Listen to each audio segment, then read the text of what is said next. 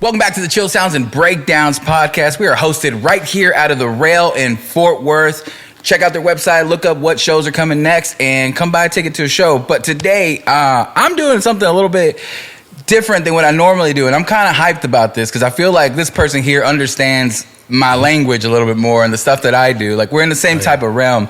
But I'm excited today. We have Dennis, host of the Juice podcast. And just looking at your page, you do a lot more than I initially knew. So, if you want to tell me a little bit about yourself really quick and kind of all the pots you got your fingers in. Oh, yeah, man. It's been a lot here lately. From being a graphic designer to, doing a little bit of music as well. Curating a little bit of events here and there, and then of course the podcast. But now I've kind of ventured onto a new thing where I'm helping out a company kind of grow, a startup company kind of grow and doing all these things as far as like the media and all that. I've kind of had a journey as far as like, being where I was when I was younger to like now, it's kind of been like a full circle moment to like where I'm at now and doing all these things. So it's pretty cool. So that makes sense a lot. So the first thing I was going to comment on, because like when I went back and like was looking at when I initially found like your podcast was the first thing that I was introduced like that you did. Yeah. But I was like going from episode like 1. And the first thing that caught my eye, and makes sense now, you saying that your origins are from being a graphic designer, is the graphics for everything looked fucking like amazing right off the bat. I'm like the thumbnails, everything like to promote it. I'm like, this looks sick. And I literally when I first saw it, I'm like, oh, he's been doing it for like a while. And I was like, oh, well, it looks this good on episode 1. But so that's where you started. Is that like you went to school for that, or is that like something you learned on your own? Initially, actually, so growing up in high school, like mainly just in sports. I've always been a fan of music, like growing up, like my family, my dad's side of the family, actually, everyone played an instrument. So, my dad was always like, play guitar. He taught me how to play guitar. I never kind of like mastered it because like I would just always beat on it and start playing like drums and stuff. Yeah. And so that was kind of like, I always loved hip hop, rock, just, 90s stuff, 2000s, early 2000s stuff. Like I was just a huge like music head. I was that kid with the headphones all the time. So. So music was always like a big one for me. Like I always wanted to do some music, but like growing up, I just wanted to fit in with everybody, do the sports, go hang out, party, do all that. So that's kind of my thing. It wasn't until like after high school where I actually dabbled into like starting like, or really getting into like creativity and like, doing music and all that. So I started producing, then started DJing, and then from there got into a band and kind of was creating a little buzz here in Fort Worth and then on to Dallas. But then like that kind of like, living together with a bunch of guys, it didn't work out. So we all kind of broke off. What was that band? It was 3 Trees, actually. 3 Trees, okay. Yeah. That happened. We all broke up. And at that point, life actually hit. I was already like in my 20s, early 20s. So I was like, okay, like this music stuff's going to be hard to do on myself. Let me go back to school. Let me have a plan B. That's when I went in to do graphic design. I never was like a drawer or anything. I didn't know. I wanted to. Like I could see it in my head, but when I would draw something, it looked like fucking like just like shit, honestly. So, but once I figured I can do it on the computer and like also like Photoshop stuff and do all that, that's when I was like, oh, okay, this is dope. Yo, what's going on, guys? It's OC, your host for the Chill Sounds and Breakdowns podcast. And I know what you're saying. Another ad on this podcast. Yes, but this one, you can help support the podcast. You might be seeing these beautiful Chill Sounds and Breakdowns podcast hats here on the table, where they're not just for decoration. We're selling these hoes, okay? This podcast, I don't get paid for this, so I need some money. Let's try to do that again. Less desperate.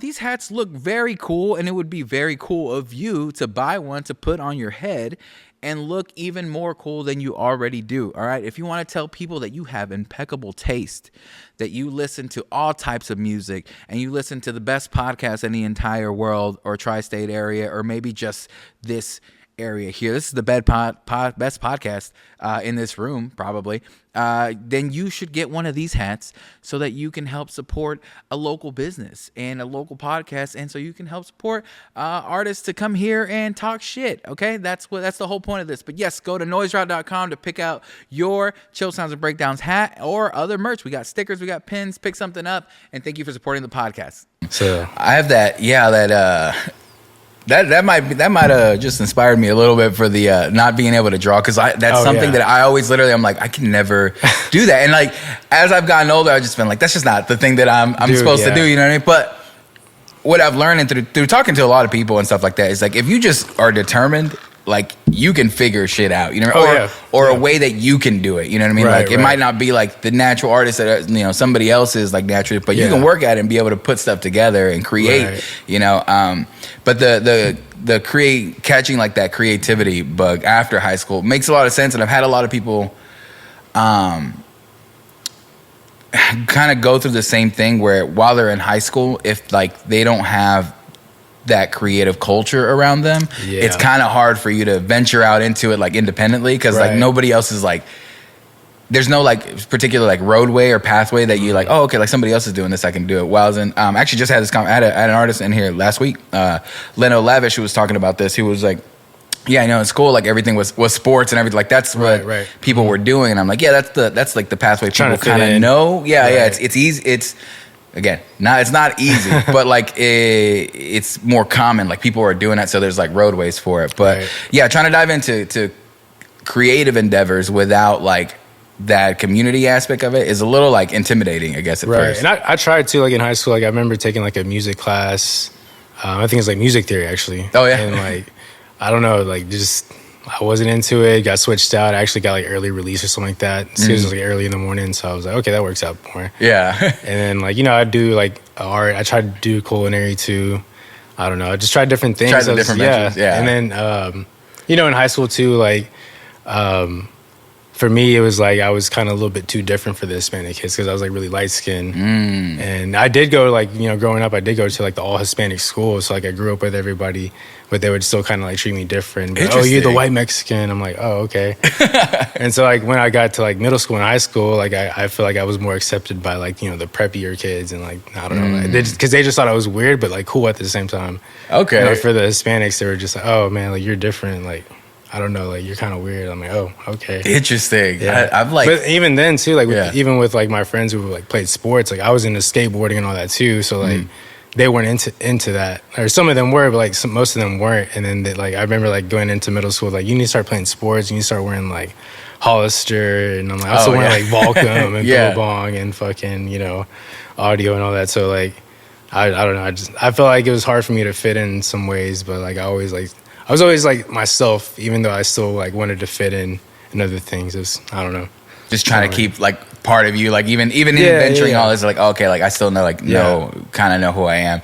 Yeah, I know I struggled for sure with that, and I didn't really notice it a lot until maybe in my 20s, maybe mid 20s or like early to mid 20s, where I was like, bro, like I just had a conversation with myself, and I'm like, I really don't know who I am or what I like, and or I had like the feeling of like, do I like the shit that I like, or like do I like you know? And now I think the term now is like, were you influenced like to like this? You know what I mean? Like I think I remember watching the show Atlanta, and there's like, do you really like?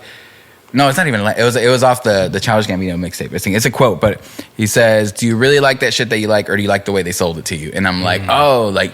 Yeah, like then I started to question everything. I was like, what do I actually like? So then it was like years of like, now it's like self-discovery. Okay, what? Yeah. And trying to like just go back through those years and be like, okay, what parts of this like life was I still keeping part of myself? Like which parts of it like drew my attention? And I was like, okay, music. Yes, I just like, you know, I did like music like a lot. So let's keep that. You know, it's like I used to always make like videos like with my friends and stuff like that. Like I never like really went into like a YouTube channel, but like that was my dream. I'm like, I want to make shit. So anytime like my friends agreed to do something, I'm like, cool, let's make something. And like I always like wanted to have a camera, and when I had it, like I was like I felt like on top of the world, like, oh, I can make shit with this. And that's when I realized like, oh, I just like making things. And I was like, okay, that's my core thing. Like, okay, let's just figure out where that branches out. Okay, so you after high school is kind of where you started diving more into like that creative space. But music, was that you said you were doing some of that in high school? I really just knew how to play guitar, but I mean, just like, I was definitely like, you know, on LimeWire, like all those websites, just downloading music, dude, and on my iPod. Fucking up the family computer. Exactly, yeah. Getting viruses on the family computer. Oh my God.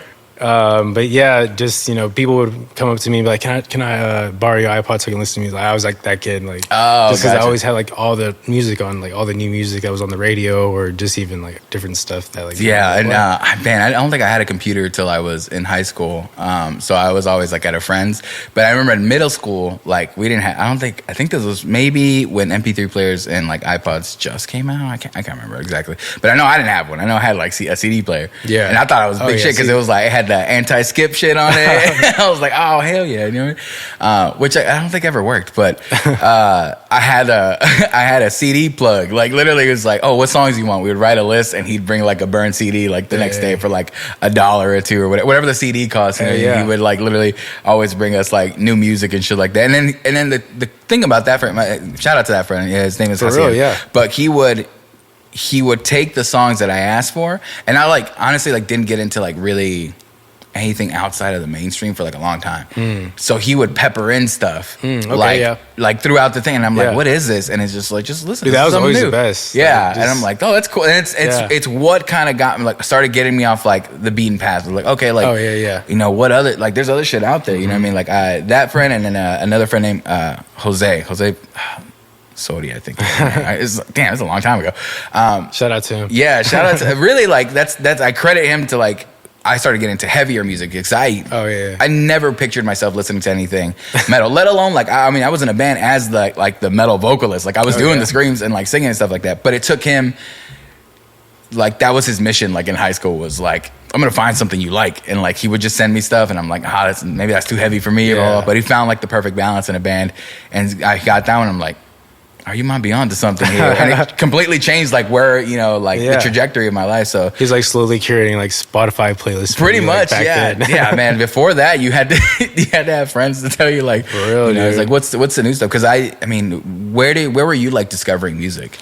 Like I said, LimeWire, but I guess through other friends, really, listening. Because LimeWire, you had to go in there knowing like what you're getting. I mean, really mixed CDs too. Honestly, like I would trade with people even, and I'd get like one CD. I remember one time I got a CD. It was like my next door neighbor. We traded CDs, and it was like North Carolina was on it. It was like North Carolina. Oh yeah. And the next song after that was like it was some country song. Dude, I forgot what it was. I think it was like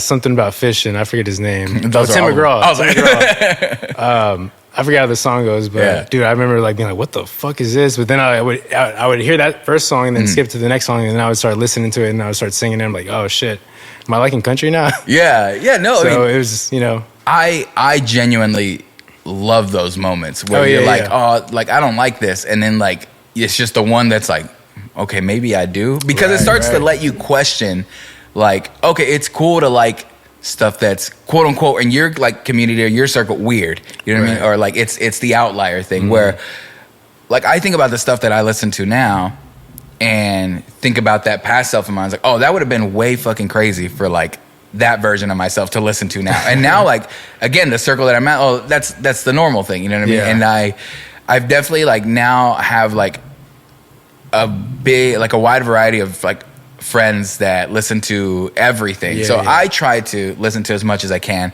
but I also there's still those people that are still push me a little bit past like whatever even current limits that I have. And be like, oh, that's cool. And then like I don't know if you've come to or this happened to you, but I've come to realization that sometimes it just takes a few listens to something or like revisiting stuff, because I've listened to stuff and been like, this is genuine garbage. And then like a year later I'm just like, this is the best thing I've ever heard. I don't know like what happens in that year, but life changes or your perspective or something, but like so that's why I stopped saying stuff like that, because I used to be the biggest hater like when things like that. Same, again, because it was always like I don't understand it, so I'm like it just doesn't matter. But just being like, now it's like, okay, maybe I don't get it right now, maybe I will later or whatever. But yeah, I think the music sharing part in growing up was a big deal for me. But it sounds like it was like a big part of like your upbringing too. Oh yeah, for sure. Like just even friends coming over and being like, this is what I have, like listen to this, or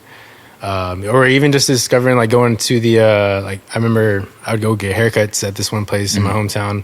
And right next door was like a CD store. So my mom, while we're waiting, I'd be like, hey, I'm going to go next door. I remember going in there just looking at everything. And I would find one that I'd like, and I'd go tell my mom, like, hey, can you buy me the CD? Yeah. And every now and then I'd get her on a good day and like she'd give me a CD. So It'd take the right circumstances. Yeah. So just things like that. I'm like, dude, I just always remember just knowing, like, even like watching MTV, like that was one thing I did even when I was little. I remember just always, instead of watching Cartoon Network or Nickelodeon, sometimes I'd switch over to MTV, see what's going on there. TRL, even the reality shows like Room Raiders and like what was that, Bus One, Next. Oh, Next. Yeah, Room Raiders, Next. I don't know if ever Viva La Bam. Amazing. Jackass, like, dude, like, yeah, all that shit. one, and like then like that where branched off for the same like type of like music stuff that being exposed to on the shows, like shit just playing, but also like this one's in my friend group is like but Tony Hawk's Pro Skater, like the music that I learned from the just that game alone, like the series, I'm like they're putting some fucking bang, and that was another like I don't know what I'm doing, but I'm playing, I'm having fun, so whatever's playing, I'm like cool, I'm jamming, and I didn't realize like. At that same time, like my palate was just being increased. I was like, it's in here. I'm like, oh, that song's fucking cool. I've heard that song. They're actually dropping a remastered of Pro Skater 3 and 4. Really? Soon. I think it's like next month on the 4th. So the world needs that, man. Yes. Some about those are my favorite ones too. 3 and 4. Like out of 3 and Pro 4? Skaters, yeah. Really? Yeah. I don't know if I remember 3 and 4. I remember the first one. I remember Underground. Yeah, Underground. Like the Underground series. Yeah, that's when I was like, where you got to build your own person. It was like a story or whatever. That was the best. Yeah, I was like, oh, this 1 and is 2. fucking cool. Like, I guess that was it. Like just 1 and 2, and then they did like the other ones. Yeah. But no, those are super sick. And again, like just the music in those things. Like I like reflecting on that stuff because it makes you realize like, oh, that's where this came from. You know what I mean? Like there's a lot of like subliminal ways you like consume stuff, especially music. I feel like San Andreas was another one too. Like San Andreas, I just play hours of that and just like the random music on the radio. Even like the 80s music, like even from I think Vice City was that's the one I had, and I like there's still a cover there of a It's My Life, and I thought it was a No Doubt song, but it's this dude singing it, and I think it's like the original version, if I'm not mistaken. Okay, yeah. And I'm like, that shit's fucking great. I was like, what the fuck? I was like, this is really good. Okay, cool. So music has always been a part. You did music yourself in a band. What kind of band was it? So we kind of transitioned. Like, so it started out as I was making beats, the other homies were making beats, and then we had one guy who was a rapper. Shout out to Khalil. He's now he's about to be like a huge country singer. He's about to blow up. Yeah, it's crazy. That's fucking sick. He was like the rapper at the time, and then had my friend move in with me, and he played guitar. So then we all started kind of playing around, and we're like, let's just kind of turn this into a collective. And then slowly became a band where we're like, making like, we're really inspired by I can't think of them right now. Rage Against the Machine. Okay. Really inspired by them. So like the rock with the rap kind of vibe, like that's what we were doing. So we dropped some music. We were working on like a big mixtape to like drop that for our first like debut, and like we moved out in the middle of nowhere to our buddy's house, like in Glen Rose or something like that. Oh shit. Okay. And our goal was to work on this music, and it ended up just us like partying like the whole time, and we ended up getting kicked out. It was just this whole thing. How many of y'all were out there? It was like, I think like 5 or 6 of us. Damn, yeah. Including my friend that lived there. Yeah. But yeah, I mean, just like producing. That was like the first thing. Like as soon as I actually got out of high school and went to community college and got that FAFSA money. Oh, I went and bought a beat controller. It was a Native Instruments, so I bought that. It came with like a program and like the actual controller, like the MIDI controller. Oh yeah. So I can just make beats off and had a bunch of sounds and everything. So that's how I just started.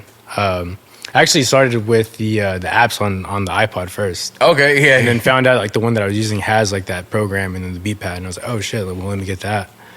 To actually get the step up from it. Yeah. So and from there, that summer I remember just making beats. I was actually on probation, so couldn't do much. So that's why I was like, you know you what? stuck at home. Yeah, I'm stuck at home. Yeah. Let me just start making beats. Like, that's what I've been talking about doing with my friends. But all we did was just smoke weed and party and get high. And they wouldn't want to do anything and be like talking about it. And I was like, you know what?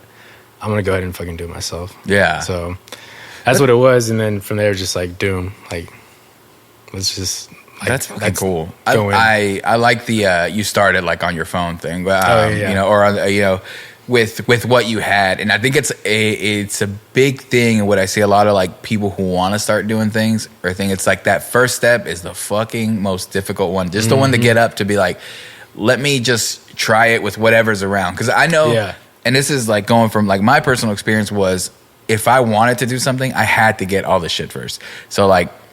I think I played guitar. Like I grew up learning how to play guitar, and I like played classical guitar for like you know most of my middle school and like high school career. Okay. Career. What the fuck am I talking about? But I wanted to play electric because I wanted to be in a band, and I was like, oh, but I've never played electric in my life. But I spent fucking like at the time I was in high school, but I spent I think a good $800 getting like this big ass half stack amp, a fucking guitar that I saw on TV once, and I was like, oh, I gotta have that one. Like, it's not gonna work if I don't have that one.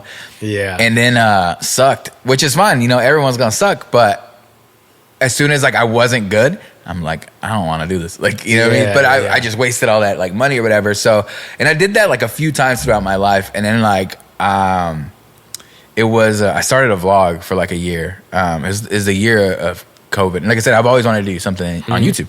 And then it was like January, and I'm like, I fucking want to do it this year. And I'm like, there's nothing stopping me. And immediately I was like, I need a camera. Like, I got it. And I'm like, I stopped myself, and I'm like, I just bought a phone. And it was like, at the time it was like, I think the iPhone 11, like Pro or something. And it had just come out. So it was a brand new fucking phone. Yeah. And I'm like, the fucking camera on this is really good.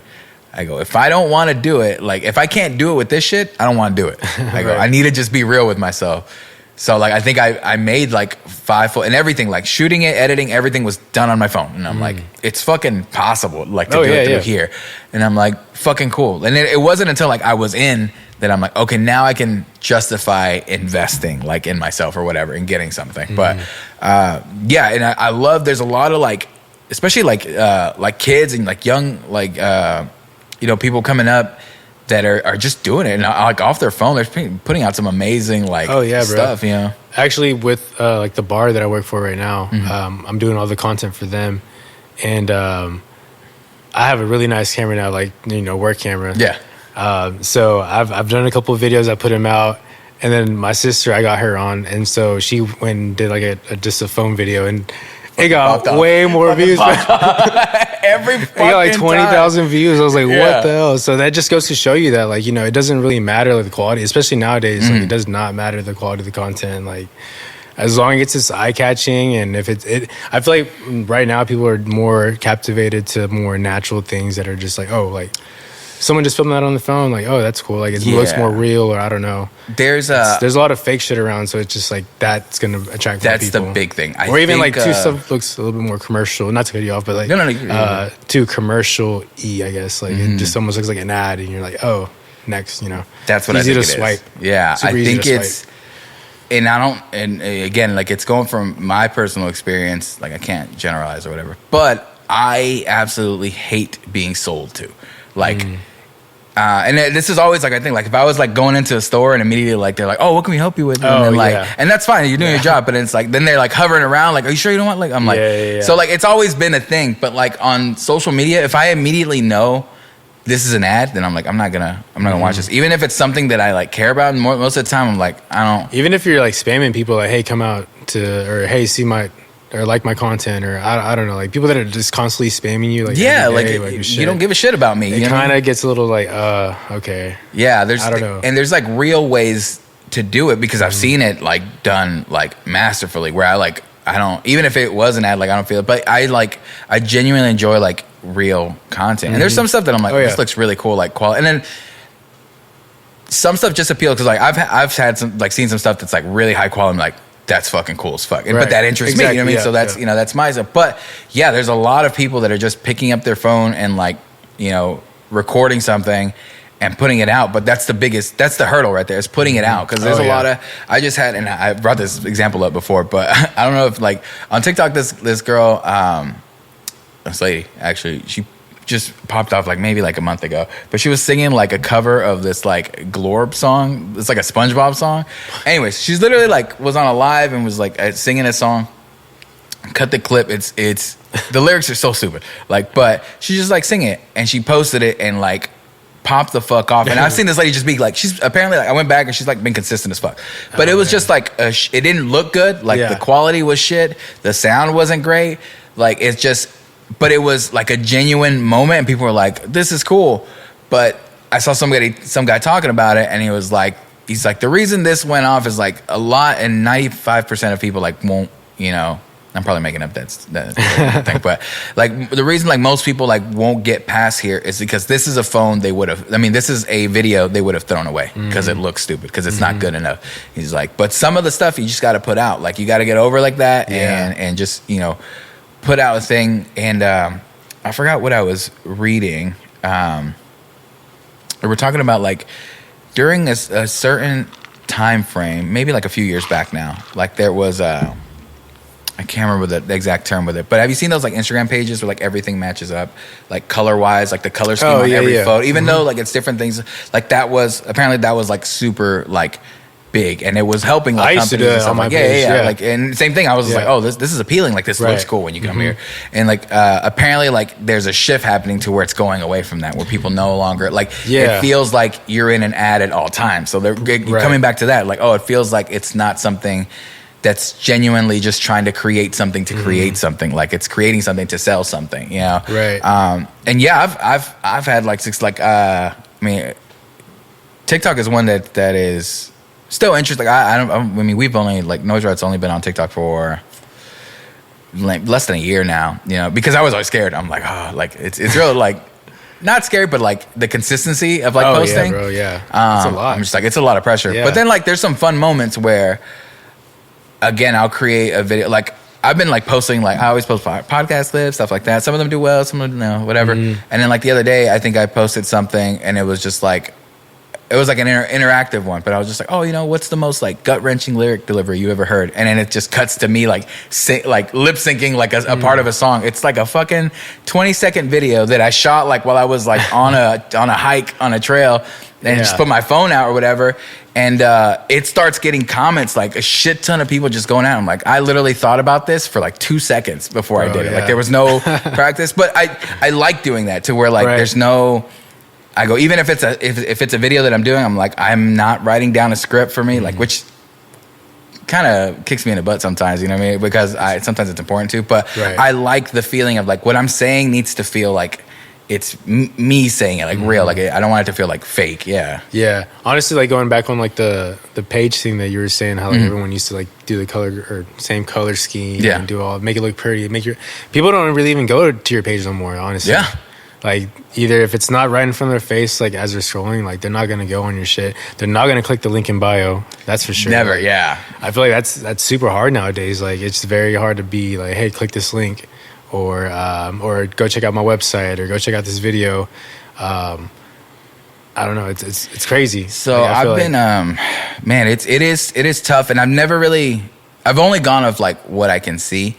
But just recently, and it's an older book, like, which is kind of, I thought it'd be a good idea to read a social media book, but I'm like, by the time the book is published, like everything has changed, you know what I mean? So, but it was it's the guy like Gary V who does like, yeah. But I'm like, I've seen clips of him. I'm like, well, he's got a pretty like nice, like, you know, finger on the pulse of this. Yeah. So I'm like, okay, let me go ahead and read it. And yes, some of like the references to like what's the apps and stuff like that, what's happening is dated, but like a lot of the base of what I'm getting is just to make native content to the platform and respect it. And it's like, so, you know, if you're on, you know, Twitter, like the post has to be made for Twitter. Like, yes, you can share stuff like, oh, you know, I made something on Instagram, I could just put it over here. Sure. I go, but that's not going to do as well because it's just a copy and paste stuff. Like, why are people going to your Twitter then? Like, if it's on Instagram or if it's on your Facebook or whatever, like there's like Twitter works a different way than, or X or whatever, than like Facebook does, and then like same thing with your Instagram too. You know, that book is older, so TikTok wasn't around, but there's like everything is you have to just make it native content, and then you got to make it enticing for people to want to visit, like the link or whatever. And again, that's something new now, where it's like, link in bio is like hard. Like posting a story with the link there, like that's, you know, even then, like it's hard for them to like click on it. Like it's got to be, you got to make it as easy as possible. Like it can't go like, oh, you got to go to noiserod.com and get something. I was like, no, you got to like give them a link that they can click, and it's go straight to whatever you want them to do. But balancing that, like I'm kind of new to the selling something game. I guess it's always just been like, you know, whoever views it, and it's interesting because like I just had a band on here called Moonstone, and we did a podcast. They're really cool band, really good band. They have maybe the biggest following of like who I've talked to, around like I think over 10,000 followers on Instagram. Which like they were talking about how that was a big deal for them before they decided to go out on runs and stuff like that. But I put that podcast out. Mind you, the biggest podcast I've had, I think, has like 300 views. And, you know, most of the other ones average, you know, 100 to less or whatever. This one in the first day got 1,000. And then right now it's only been out for 2 weeks, and it's out at like almost 6,000 views. Oh shit, nice. Yeah, for a fucking hour-long podcast. You know, and I'm like, oh, like I don't know what, like, and that's might have been what started being like, maybe I need to figure out like what to do. Now them, like, it's definitely writing off like their fan base and stuff like that. But I'm like, okay, like, but they work to get there. I'm like, how do, you know, what can I do to work to get there? But it's, man, dabbling in like content is it's a constant changing game, man. It's exciting as fuck, but it is. Yeah, it's definitely hard to figure it out. No, I mean, just trying to, even like, so right now we're in the Austin market, because the bar that I'm working for, shout out to Crazy Concha. I was literally about to say, like, you haven't said the name yet. Yeah, Crazy Concha. Crazy Concha, shout out to them. It's just launched, right? What was that? Just opened, right? Yeah, just opened at the beginning of the year. So we opened on New Year's. We had a big party, had Tay Money out there. Yeah, it's crazy. But so yeah, Austin is a whole different market than like Dallas and Fort Worth. Like you would think like you could just go out there and be like, hey, come out, you know, free shots, whatever. But it's not like that. Like you really got to think of concepts out there. Like I feel like we finally figured it out. Like everyone's out there. Like there's a lot of activists out there. There's a lot of like people that are doing stuff for causes, awareness. There's a lot of things like that out there. Yeah. And obviously, like 6th Street, like that whole crowd is like everyone wants to get wild and crazy. And obviously, like to keep Austin weird. Like Austin is fucking weird, bro. Yeah. Like, every time I go out there, I'm like, bro, I need to be recording the whole time. All times. Crazy shit. Just I turn a corner on the street, and there's like a homeless guy in a penguin suit, just like walking around, like what? Doing the waddle. Yeah, like dude, it's just a different market. So like we've been thinking of different ways of how to like make like themes, like with like different events, and like just kind of go more outlandish. And even with the content too, you see a lot of people nowadays like doing this kind of almost like cringy content where it's just like, all right, when you know that person, like they're not really like that, but like, you know, they're out here acting a certain way, but it's getting views, like it's working for them. Like it's kind of, and we actually on the Juice, we had some guy, he's actually on Trend with the Trend guys on. Oh, okay. So his name's Trevor. Actually, he's an artist, but he was talking about that too. He's like a lot of people that are getting big, they're just doing these like weird videos, and like it's almost like you have to kind of get cringy and climb that cringe mountain. And once you get over that cringe mountain, it's like you can just do anything, and everyone's just gonna like it no matter what, because you just kind of became like a character or some kind of like Gotcha. So there's different ways. Yeah. But I mean, for sure, like you got to figure out like what works for you, what works for your demographic, your crowd. I think that's the most important thing, is like building a community. And a lot of people, when we first started getting out there and promoting, like we're gonna have this new bar in Austin, a lot of people were approaching us, like they can help us out, they can do this, they can do that. You know, there's a lot of phony people out there. Yeah. And even meeting somebody that can be like, hey, I know these people, I can do this, I can do that. We kind of went with that at first, but then we're like, in my mind, I'm like, we need to lay down the groundwork first and like actually build a community, and like, because we're coming in like brand new, like nobody knows us around here. We don't know the market around here, you know. yeah, it's good to know people and bring them in and help out, but you definitely got to keep an eye out there because there's a lot of phony people for sure. You know, it's definitely like getting dirty and like going out there and doing guerrilla marketing and talking to people word of mouth like that. A lot of that right now is really important, I feel like, over social media. Even with when you tie it back into social media, it's that humanization of something, reminding that like it's people, but the community. So the easiest way to do that is in person. I feel like I was like, if you talk to somebody, like, you know, for, you know, 10, 15 minutes or whatever, but it's in person conversation, like that's still a bigger connection than if you've been messaging someone for like, you know, or, you know, seldomly here, in or just saying, you know, like, passing or whatever, or just mass messaging everybody like, hey, this is what I'm doing. But that's the fucking I mean, maybe like sometimes like I've seen it's. I mean, I'm if I take it for myself, like I have seen some of them work on me. Oh yeah. But if I don't, and it's mostly been people that I like know, and I was like, oh yeah, I was gonna probably do that. I like that you reminded me. Like that makes sense. But like sometimes I'll get random shit where I'm like, we've never talked, like, or whatever. Or I have a friend and he's really notorious for doing this. And he'll probably, if he listens to this, he'll know it's him. But it's fine because he needs to know. But he'll only message me and ask me like, and he'll like, sorry, and he's told me this is a strategy before, but he'll do it to me, and I'm like, you know, you told me you do this. He'll be like, hey, what's up, man? And I was like, oh, you know, what are you doing? And I'm like, oh, you know, I'm at work.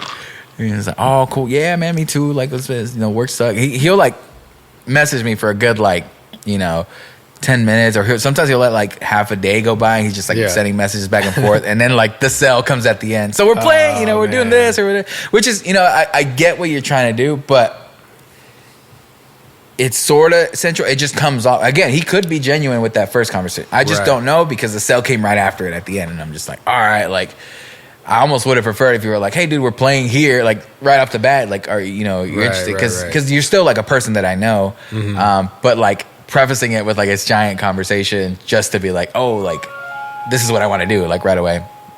It's just a little funny to me sometimes, but I also know I've been on the other side of that, of being a band, and like, how do you figure this out? And how do you sell? How do you move tickets? How do you move like merch? But you know, things like that. It's just like what I've been figuring out, and like it's social media has been like the biggest thing that I do with like Noise Ride and stuff like that. Once we started going, because like the podcast was like the first thing I kind of started doing, and then now like we've been leaning more to like creating actual like original content, I guess. Okay. Which the podcast is part of it, but like original like short form content, stuff like that. Random stuff that works, and it's the internet is like an endless supply of ideas too. Right. Like street interviews.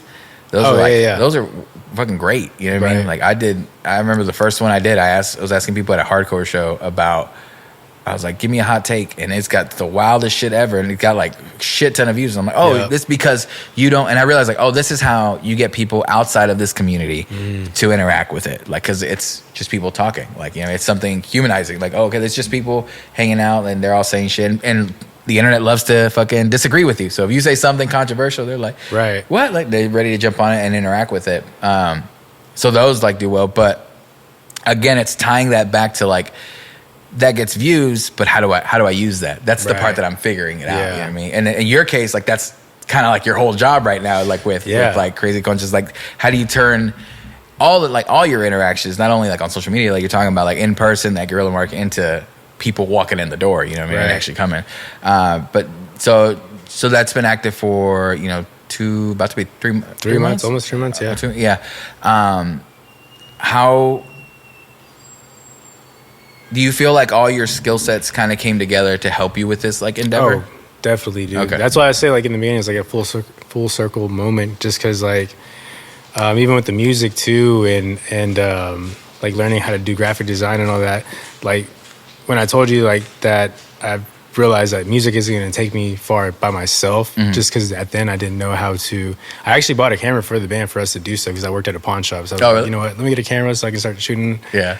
And then I was like, damn, like I need to start putting this out. But I was always like, and I'm honestly still am like a camera hoarder, or like a picture hoarder. Like I just take the content and just keep it stored, and then I'll go back and look at it. it's kind of cool, but you end up with so much. Oh yeah, bro. And that's one thing I keep taking. I don't know when to stop. Yeah, because that's very hard. Because like even like with the events we've had, I've just the whole night I'm going, and I'm like, damn. At the next day, I'm like, fuck. I have so much photos and content I need to go through. Weed out everything that I don't need. So that's like the main part. Like I would say like that's like the organization thing is like key. Like you have to get organized. Like I already have like 2 or 3 hard drives full of shit and a bunch of SD cards, like, you know. So now I'm starting to like finally being like, okay, let me get a whole new computer and organize this shit. Let me get like a couple just hard drives and organize everything, delete what I don't need. Everything, yeah. So that's one thing. But yeah, being consistent, posting, it's a whole nother thing too. Finding out like what's gonna work for the week, even working with like the actual bar and like hitting up the bartenders like, hey, what's the specials today? Like, you know, finding that out. Sometimes I have to keep reaching back out and hearing like or hearing back from them to figure out what the special is, because sometimes they don't get back to me. Yeah, and it's hard not being there too. You know, like every day. So every time you're going out there, you're commuting from here, right? Yeah. So like I just came back Saturday. I was there since Tuesday. And we were just out there just working on stuff. South by's coming up, so we're like gearing up for that. We got a lot of we're gearing up for some showcases for that as well. So it's just a lot going on. March Madness is about to happen. Mardi Gras is on the 1st, like, and then St. Patty's Day is right at the end of South by Southwest. So we're like, oh shit, like there's a lot happening. And a lot that you can take advantage of. So it's like, how do we figure it out? And I'm not just doing like the social media too. Like it's a very small company. And I actually came on initially. So I think when I first like met you guys, like a DJ, I was still working at the print shop for Big Frog. I believe so, yeah. So like I was just printing T-shirts, doing that for like the longest time. I got really comfortable there, honestly, because like the team there was really cool.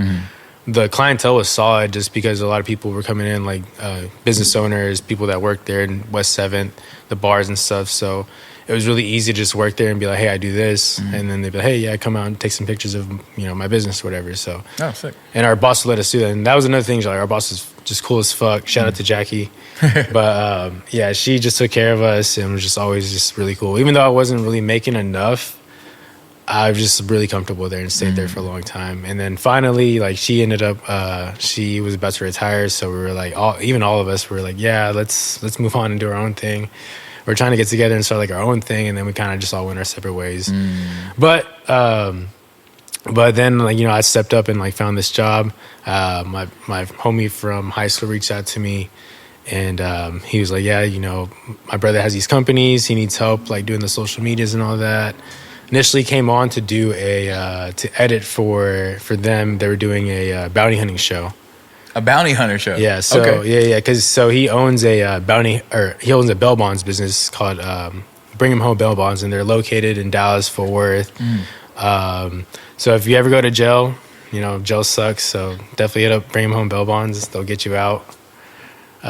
So from that, they're like, you know, well, we're opening up this bar. Like, we need help with that. And so I kind of moved on to doing the media for that and setting up, doing like the logo for it, kind of helping out with like the how like the restaurant's gonna look, as far as like, you know, telling them like different things of like the colors and all that. Oh, okay. And different things. And I mean, I put on my cousin Iris. She's the one that helped out with like the Juice podcast. So she came on, and she's definitely helped out a lot, tremendously. And we've honestly, it's been weird. We just had like a bunch of just random group of people just come in and become a team and just like work together to just like bring this bar to life. And that's kind of been our main focus now is like the whole bar and the entertainment side of it. Okay. So the entertainment side of it is Texas Guru Entertainment. So now that's what we're doing, is trying to get entertainment in there to bring the bar to life, to bring people to Rainy Street. Because have you been to Austin in a long time? I was there. Man, it's been 2 years now. Yeah. But I mean, and then before that, it had been like way longer. So it's grown like crazy. Yeah, it's crazy, dude. Like so the last time I had been before I started working here and going out there, it was probably right after my son. I think my son was like probably like around 3. But my sister had graduated, so that was like the last time I was out there. But I didn't really even go out because like my son was a baby, so I couldn't really go out. Yeah. But before that, like me and my fiance used to go out there all the time. Even then, like in my 20s, I used to go out there to 6th Street. So I hadn't been there in such a long time. But apparently, like where the bar is at on Rainy Street, there's been a bunch of like condos and high rises going up there because it's in downtown. Oh. So it's kind of been dead for like a long time, apparently, from like what all the locals are saying, just because of all the construction in that area. And it's such a tiny street, so there's like it's hard to get around there sometimes with all the construction. So now a lot of it is being finished. So a lot of people are like, with us coming in, it's like almost like the right perfect time because like with festival season coming up right around the corner, it's like it's a lot of people are like saying it's going to be big with it being done and almost finished there on Rainy Street. So we're looking at a big, like it's been kind of dead just because like the dead season with like the winter and stuff. So we've been out there trying to just get out there, market, and let people know that we're out there. Yeah. So that's like kind of been our main focus with the bar. But with the entertainment side of things, like we definitely want to bring more artists, mainstream, even local from Fort Worth and Dallas out there to Austin. That's kind of been our one thing that we definitely want to pay it forward to, like those artists that helped us out in the beginning from like, especially here in Fort Worth with the Juice. We have plans for South by to have a showcase. So a lot of those artists that did perform on there can come out there and perform for South by. And just so, even we have a guy, his name's Cozy Campos. He's a DJ out of Dallas. He came on the team and he's been a big help too. And so he's setting up his like Dallas showcase like with his homies and stuff. So that's gonna be pretty dope as well. That's it. But yeah, man, a lot of things in the work as far as like the bar and the entertainment side of things with Texas Guru. So, but there's a lot more like my boss. He's like a huge entrepreneur guy. Like shout out to Lydio Ortiz. That guy's he's a workhorse, man. Like he's just constantly going. He's like ideas. So like. It's very hard to work on a project too when when he's like, hey, I had this idea, we're about to do this. So like even we're working on the bar stuff like it was probably like a week or two ago, and he's like, hey, I want you all to go out to Keller, I think, in Fort Worth. And he's like, there's this like MMA event going on. I just talked to this guy and I want to start doing MMA events. Like we can start hosting them. I'm like, oh, okay. So just go out there and shoot their content. I was like, okay. So I went out there, met him. Super cool people. It's his name is Will. He's with Flow Kickboxing is his thing. Okay. But and he just does a bunch of amateur stuff because he's very big on community. He wants to just help those like beginners like start up because he just is a very knowledgeable guy on like MMA and kickboxing and all that. So we went out there, met them. I was honestly had my camera ready, like the event was about to start, and I'm just like, okay, amateur, or they're not even like they're like beginner amateurs, like so they're not even like pro amateurs or anything. Okay. And immediately when they start, bro, I'm like in there, like in the ring, and I just hear the first like the kick is just whack, and I'm like, oh fuck, like that. You know, you see it on TV all the time, and it's like, damn, they're taking some hits, they're bleeding. But like when you're there and you hear, you're like, holy shit! It's a different sound. Like I didn't realize how loud that shit was. Yeah, and it makes you appreciate like anybody who like steps in there a lot more. I'm like, okay, y'all are a different animal for sure. Like, and this is you starting out. Like, yeah, exactly. It gets harder. The punches just get harder. Yeah. Damn, that's fucking cool though to work with somebody who's got that spirit, you know what I mean? Like of like getting shit done and creating new things. Cause again, like that's a very, I mean, it's a risk like in everything. Right. But like someone who is consistently doing it over and over, like, okay, let's try something new. So new. And again, starting actual like businesses that are you know, completely new endeavors, you know what I mean? Like with again, we say, okay, like I want to do some MMA stuff.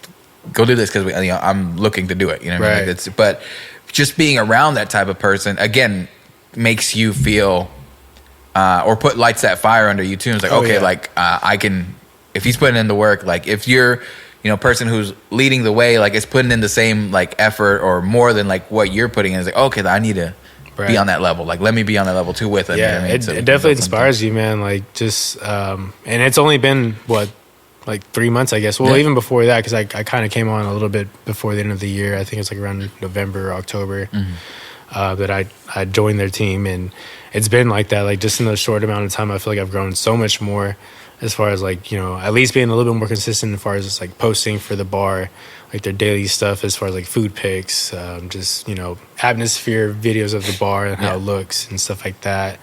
the events, which we've had a lot of events, and I still need to post a lot of those videos too. So, but yeah, man, it's just it's kind of even working at the print shop too. I feel like it's helped out a lot because I feel like it was a lot of our thing at the print shop was we can turn it around in 24 hours. So it was like very quick, like boom, boom, boom. And so I've kind of I'm getting to that point where I'm like, okay, it doesn't have to look pretty. You know, it doesn't have to look the best. It doesn't have to have the craziest edit. Yeah. You know, as long as it's like something that people can see, boom, right off the bat, and they like it, or it's eye-catching, like, you know, or as long as I'm just posting whatever, and I can still even recycle the same content too. Yeah. Like I can maybe use one clip that I used in that video, put it in this video, and put another clip behind it, and still, you know, it'll still work. Yeah, save stuff like, oh, this one worked over here. Like save it in like, oh, these are the good clip files that you can kind of go back to and work to. Yeah, like I've seen that. Honestly, because I started getting into photography a little bit last year, and it, honestly, like all of my skill sets, it all just comes out of necessity. Like I need something, so I can't pay for it, or like it gets too expensive to pay for it. So one of them is we throw shows all the time, and it's like we were paying for a photographer every time, which I have so many photographer friends that are so incredibly talented, and I'm always like, I'm never gonna make you do this shit for free. Like, so I am, you know, I've had luck with some of my friends who are like, okay, well, you know, I want to do this one for free, but it always like, I'm like, I don't always feel the best because like I want to make sure you're I know you're working, like I know this is work. I want to make sure you get paid, right? But it got to a point where I'm like, man, like it really like would be more cost efficient for me to just learn how to do it again. I have the same attitude. It's like I just need to get it done to a degree where it'll help, you know, it'll help us. Like, and I'm like, I already had these 2 cameras. I'm like, the camera's decent. Like I can pull like some stuff like off with this. And then getting the friend from like all those friends, luckily, like all those same photographer friends, like have helped me like so much in like learning these things or whatever. But there's also the spirit of like, oh, I can learn this on my own if I want to, but I have like the community to help me out. But it came out of necessity. I'm just like, it doesn't have to look pretty. I just need something. And to the point where they were turning around and giving me photos back like maybe 3 days at most, but then I was getting them like the next day, and it was like, this is a short window, man. They were working their ass off. Yeah. And then me, when I shoot a show for us, like I was like, I need to shoot pictures anyway, so I'll send the bands like a few pictures, you know, without charging or whatever. But like but it's the edit I do in the venue. So I have like my computer set up, and like the band finishes playing, I take the photos out, I put them like in a thing, I'm like, filter them, I'll go, you get 5, and then put like depending on the venue, like I already have like a pretty decent like preset for it. Nice. I'm like, all right, I just need to tweak this thing. Cool, you have photos like right away. So I like post them because I like that. I have a friend, her name is Bailey, who runs A Shot of Bailey's Media, and what she did that caught my attention was she was shooting shows for us, but like the band would get off stage, and before the next band was up, I already saw a picture like with like an edit online, like on the Instagram already with the band tag, and I'm like, how the fuck did you do that? And it's like, oh, like, and that's when like, oh, they have like the you know, Lightroom mobile. I was like, yeah, it's just a quick edit, it's not the final one. I go, but there's something out there. And then for her, it was like, this band gets off stage and immediately like checks their mentions. Like he's like, a message or a comment, like it's hard to come by. Or even like when I tag them later on in a full set, I go, but if someone mentions you, that's something that people go to. Like, it's like, oh, who mentioned? And then they'll see the photo is like, cool, I like this photo, who took it, like right away. So you make a connection instantly. And she's grown like quite a bit like since then. Like I met her 2 years ago, and she's like doing phenomenal now. Yeah, I mean, a lot of people don't do that. Like, you know, wait a little bit, or at least the next day or whatever. But like, if you get it right then and there, it's like, oh shit. It's a little bit more. It's that like, extra like special thing. I'm like, oh shit, like this is out like right now, like, and I can see it. And she's got, again, I love surrounding myself with those type of people, because she's like, I've seen videos where she's like out at a show, and then like I'll wake up the next morning and see like her Instagram story, and it's like, oh, just done editing, and it's like 4 or 5 in the morning, and then it's just like, because I'm gonna do it now, you know, and get it done, and the photos are up the next day, and I'm like, and then like like she does like some amazing edits now, like that are really like creative and like different, like it's almost like graphic designing with like photography, like it's really cool. But yeah, those are the ones that are up the very next day, and I'm like, that's so fucking cool. I mean, like that type of like work ethic to like, let's get this shit done, and then still again mixing that work ethic with like, I'm still doing something that's cool, that I find like, you know, that it's satisfying in it, right? But helping run a business is not an easy feat, man. So you definitely you're definitely doing a lot. I guess to touch on the Juice podcast, is that like, are you taking like a little bit of a step back on it for now? Yeah. Because I mean, me and Iris, like now we're both working with this company. So Okay. like, we're just like, even her, like she's even busier now. Like she's kind of like, I got her on in the beginning, and now she's like even above me. Oh yeah, she's my boss now. It's like, hey, wait, how did this happen? I know, right? But no, I mean, she's kicking ass. Like she's honestly the good person to be like up in that level, because she'll be the one to tell you. I'm kind of more like chill. I'm just a chill guy, you know. Just a chill guy. So I'm just there, like, you let me know what you need done, and I'll get it done. But yeah, like she's been doing a lot. But we've been talking about it, and even our boss, he wants us to integrate the Juice podcast with. He has like a whole nother company too with one of his business partners. Shout out to Malik, a hot TV station. So they actually have the rights to like a real TV station in Austin, so we can broadcast stuff on there. And they also have like a streaming app too. And that's what the Bounty Hunter show was through. Okay, through that service, but. That's going to been on a hiatus as well because of the restaurant, but we're building a studio that will be like the hot TV station studio there in Austin. It's like right down the road from the bar, so it's perfect. That's fucking sick. But it's going to be like, you do podcasting there, record music, all of that. So that's going to be dope. And right next to it too, it's even crazier, is they bought this little lot that was right next to it, but they created a food truck lot. So they're going to have food trucks out there, and they have their own main food truck. Yeah. And they built like a little stage out there too. So people, if you're at the studio, you're done recording, you can go try it out maybe in the afternoon and set up a little event and have people come out there and eat fucking food. Sick. That's so fucking cool. Right, dude. Yeah. So like, that's what I'm saying. Like, he just has all these crazy ideas that just somehow like end up working.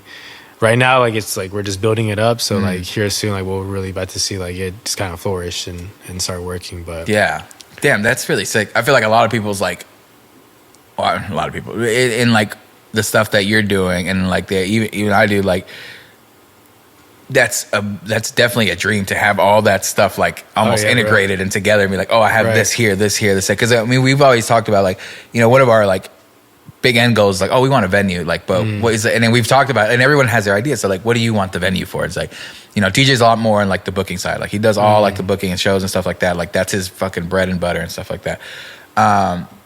And me, I'm always thinking like the entertainment side of it. It's like, oh, like, yeah, if we can like do podcasts there, if we can like host bands out of there. And he does like a live session too, like a Rider Week session that he does at a Crooked Stew studio. I'm like, oh, we can do that there. Yeah, like we can do. So like an all encompassing like creative space, or like a place you could do like bands at. And we're like, you know, we've thrown out so many fucking ideas, but like literally hearing you, I'm like, oh, this is just doing that shit like right now. Like he's creating all these like. And dude, I've always had the same dream too. Like even with the homies at the print shop, we were like, I was always like, dude, like if we can just let's go in on like a little studio or something and just kind of start our own little thing, and we can do photo shoots out of there, or you know, we can build like a little music studio in there or something like that. So I always had like that mentality, like, dude, I want something for myself. But now it's like, even though it's like not my own, but at the same time, it's like I'm not working a 9 to 5. Like, you know, I'm not having to worry about like working all these hours. I can clock in whenever I want to, you know, because I'm technically on salary. So, and that's what I was telling Iris the other day. Like we were always talking about this on the podcast and being like, yeah, like we want something like that where we can just do this all the time. And I sent her something the other day. We were interviewing Ernie. It's Ernie. Yeah. And we asked him like what's been his biggest goal for the year, and this was like last year, and he said going to South by, and we were both like, dang, I always never been, but like I always talked about going every year even since I was been in high school, and like, and Iris is like, well, next year, and you know, and this is even before we did any of that, like, with this new company, so it's like, damn, I sent it to her, I was like, look, it's happening, so it's like crazy, dude, full circle. Full I can't say it. Full circle moment for everything. Like, so everything's coming fucking full circle. Yeah, man. There's a lot that has to be done with like manifestation, but like action behind manifestation, like shit that makes sense because you know you're doing what you're like supposed to be doing. You know what I mean? Like there's manifesting where you're just like, I want to do this, and it's just like you're nowhere like in the vicinity of building towards that. But then there's also like I'm doing shit to get there. I go, but that's like a decent like, you know, manifest. Like, okay, yes, I'm gonna do that. You mean there's ways to get into it. Super big on manifesting, like even writing it down, you know, in a journal. Like that's huge. Like as long as you write it down, And then later on, you'll go back and look at it. Like, oh, I said that, and maybe it's happened already. Maybe it hasn't. And then, but at least it reminds you, like, oh shit, like let me start working towards that again. Or for me, like I get distracted a lot. Yeah, you know? I think writing it down just makes it real. Like, oh yeah, like sometimes when you think about it, like you talk yourself out of it. Like it's too big, it's too dumb, like or it's too. Or you forget it the next day because you open your phone and you're like. Facebook, Instagram, all that. God, yeah, attention span. Like I know mine for sure is shot. Like I've been getting better. Like literally, like one of the things that I've been doing is reading. But like it's got to be a book. Like because it's if I read on my phone or if I got like my iPad or something, I know I'm gonna like go to something app or something's gonna go off and I'm just gonna be like, let me check and I'm gonna forget to fucking think. So I literally have to. Looked up a random like reading playlist. It plays all this calm music. I throw my phone. I'm like, all right. The book is all I have, like right now, nothing else. But like writing it down helps a lot, and again making those things real that you do want these things. Like sometimes it's again like I go for myself.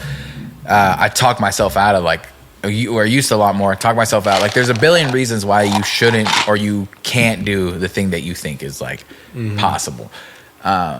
But then there's that one. I go, that's all you need. It's like one that gets you there. You know, the one opportunity like this one, now you're going to South by, you know what I mean? And working down in Austin, you know, and who knows, you know what I mean? Like, again, like talking about having your, you know, this spot is not like yours, you're working to build it up. And who knows in the future, like if that's what you want, you might have your own spot, you know?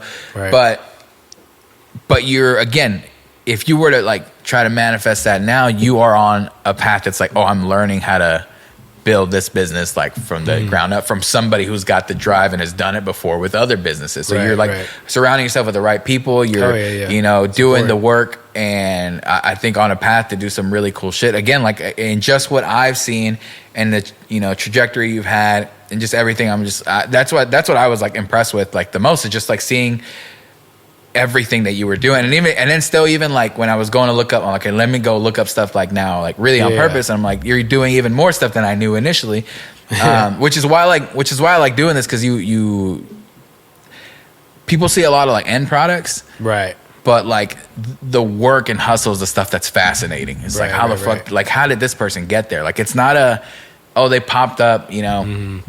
Overnight or whatever. It's same thing with artists where people are like, oh, they're like a, you know, overnight success. And I'm like, bro, it takes so much fucking work for that, you know, one song to pop off or whatever. But yeah, man, I think you're doing some really cool shit. I'm excited to see what like the venue turns into. If you're I know you're running like entertainment. If you need help with like acts and stuff, like I said, Noise does a bunch of stuff like that, and like we have homies out there in Austin and stuff like that. But we'd definitely love to work with you. Man, anything else you want to kind of shout out? I mean, shout out to Texas Guru Entertainment for sure. Shout out to Crazy Conchas. Shout out to Bring 'em Home Bail Bonds as well. Again, if you ever go to jail, you know, it does suck. So, you know, we want to bring your loved ones home. So hit up Bring 'em Home Bail Bonds on that. And, I mean, yeah, shout out to team too, man. Shout out to Cozy, Iris. Shout out to my fiance and my kids as well too for, you know, letting me, you know, do what I love to do as well. Cause you know, I'm sacrificing time away from them as well. So that's another thing too. So, you know, I'm all about family as well, and I love my family, I love my kids, so that's one thing that's like driving me the most, you know, that I'm passionate about is like, and then my son too, like he sees me working on, says like, what are you working on? Like, and he's the one who can draw. He's artsy as fuck, loves music, so I'm training him up to just be like a, you know, a little mini version of me, but like even better. Yeah, that's fucking cool. And even like when you're saying that, like, you know, your kids get to watch you do this work, they get to watch you do something that you're passionate about. Yeah. And that's like, that's got to be something really cool for like him to be able to grow up with that and be like, you know, my dad was doing this cool shit, you know, versus like, and again, like everyone's not as lucky or never created these opportunities for themselves and stuff like that with like, you know, our parents or whatever didn't have the chance or with mine. But that's definitely like a blessing that, you know, your son, your family being able to see you like, oh, you know, whether it's stressing you out, whether it's stuff, that's still something you're still pursuing. Like it's in pursuit of something that you're passionate about and that you actually enjoy doing. Again, out of the idea of being out of the realm of a 9-to-5 and being like, oh, look, I just create like at all these times. Like, it's just like, this is this could be the normal, you know what I mean? Right, Instead right. of versus like growing up with like, well, the job is you're normal. Like you work a 9 to 5 and that's how you live life. But being able to see like from a young age, oh, there's options. I can do whatever I want. Yeah, that's one thing because being Hispanic, I'm sure you've seen your parents just work. Yeah. And, my mom, my dad, till this day, my grandma even still working. And they got their own business now too. They got their own little restaurant in Cleburne. But like, that's one thing I always seen. Like, I don't want to slave away and like, I don't want to hurt my own body. And I don't want to, even though I'm hurting my eyes now being on the computer. Yeah. But there's different things like that. But like, I always knew there was better for me. And I always knew that, I always wanted to do something I love to do and not just like be somewhere where I don't want to be and not, because I've been there. I've worked those shitty ass jobs. I've worked in the most randomest places you could think of. And like, so like now being where I'm at, I'm like, okay, like it took some time to like me to finally realize it, but just working, staying consistent, being organized and like knowing what you want, talking to the right people, having connections, because it does matter to have connections, like knowing the right people, all that, and being nice. Yeah. Showing love to everybody, like that's a huge thing. Like stop being weird. Those rappers or artists that are out there like being all secretive and shit, like stop that. Like it's cool, right? It looks cool, but like, show love. Like say what's up, It's nice to do that because then later on they'll be like, hey, remember me? Like, hey, yeah, I remember you. Like, let's work or something like that. It comes back around, man. It all comes back around, and it's better for it to be positive. Right. Like if you're putting out energy, even if you get some negative shit back, as long as like you feel good about what you're doing, like it comes back around in like a big way. I've experienced that. Everyone I've talked to that does it like experiences it. I'm like, and it's just better. Like it's literally just better to be a nice person. Like it's just it makes you feel so much great, so much fucking weight off your shoulders. You're not worried about hating. You're just fucking vibing, man. It's great. But yeah, man.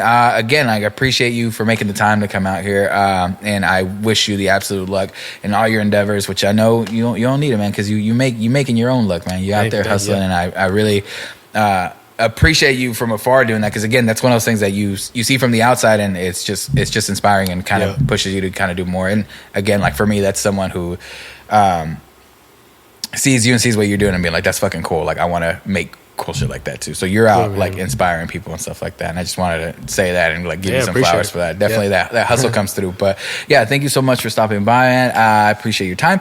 This has been episode 133 with Dennis from, man, all those things he just said. Too many to list. Too many to list, but every one of them you should pay attention to because they're going to do some big stuff. But yeah, thank you guys for watching. Thank you guys for listening. We will see you next time. Peace.